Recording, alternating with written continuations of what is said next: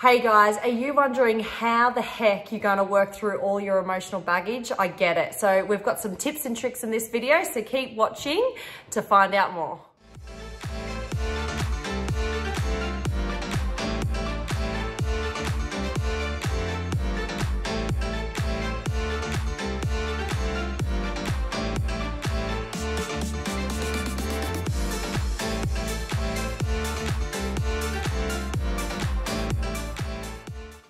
Hi beautiful people, it's Roxy here, and today I wanted to share some tips on what you can do to work through your emotional baggage. So imagine your body, your vessel, as a vase of dirty water.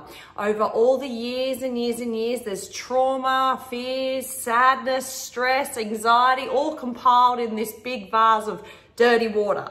And our goal as in Awakening Education is to create a pathway and a help assistance and guide you to become the best versions of yourselves and of course awaken and ascend. So firstly, we need to start by cleaning the vessel. And if you can imagine your vessel as a vase with dirty water, what we want to do is we want to clear the water out and make it pristine and crystal clear. So here's some tips. Number one would be to book yourself in with someone that you can talk to, a counselor, a psychotherapist. That's who I went and saw. I booked some 10 sessions, and I started pulling out all the traumatic experiences that happened to me as a child that had stuck with me and caused me so much anxiety and stress and pain. Working through those emotions really has helped me, and to get them out and verbalize them has just made a remarkable difference in my everyday life. So that would be the first tip. The second tip would be to journal every day. Write down how you're feeling. If something comes up, write a letter to that particular person. Like I wrote letters to my mother, my father, my friends. I even wrote a letter to myself, my inner child, baby self, telling her how much I loved her and how much I cared for her and that everything was going to be okay. And what I did with those letters afterwards, I didn't leave them in the journal because some of the letters, they were quite, fierce and fiery because I needed to get some anger out, So what I did was I burnt them. I put them in the fire and I burnt them just so no one could have them, and it was off my conscience that no one would ever read them again. So that's tip number 2.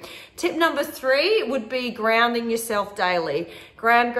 Go into nature. Mother Earth, Pachamama is here to nurture us, and anything that you need and ask her. She's a consciousness as well, and we are with her in consciousness. We're all raising our vibration together, and we need to be in tune with each other. So ground, take your shoes off, go out in the garden, go out to the beach, go into nature, touch nature, dig in the garden, everything nature you can possibly do. That will certainly help you. Now, another way, number 3 or 4, tip number 4 would be to do some breath work. Now, not many people have heard of breath work. We learned this in Rhythmia when we did plant medicine in Costa Rica. So in between the days of doing plant medicine, there was a hall of helpers and light warriors that helped us do breath work. And what you're doing is you're doing some deep breathing, and essentially what it is to really get to the bottom of down into your root chakra and bringing up any traumatic experiences. Now, night 1, some people did breath work and they started pulling out childhood experiences, pain of the past, everything that was holding them back. They were in tears on the floor and releasing the emotion. Now, that was incredible. We hadn't even touched plant medicine yet, so that was really cool. So if you're interested in breath work, go in and go to YouTube and search how you could find out how to do breath work. If I find a link, I will send it to you as well, but that is really a natural and easy way to do it as well.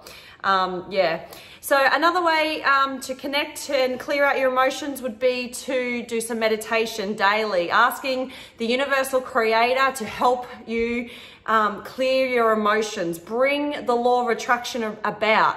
And when the law of attraction comes, don't wish it away, bring it and embrace it, because You know, with the natural cycle of a woman, like her period, her monthly cycle, her moon cycle, what's happening, luckily, is that we get that surge of emotion that comes. So, you know, drive into it and don't wish it away. Bring it on. Say, come on, bring it on. Show me what I need to work on. You will feel what you need to work on. So prioritize yourself as number one and nothing else. If some emotion comes, that is what you're doing for that day.